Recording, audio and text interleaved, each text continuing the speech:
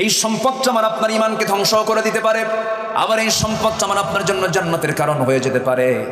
সম্পদের যদি সঠিক ব্যবহার কোনো বান্দা করতে পারে, এই সম্পদ তাকে জান্নাতে নিয়ে যাবে।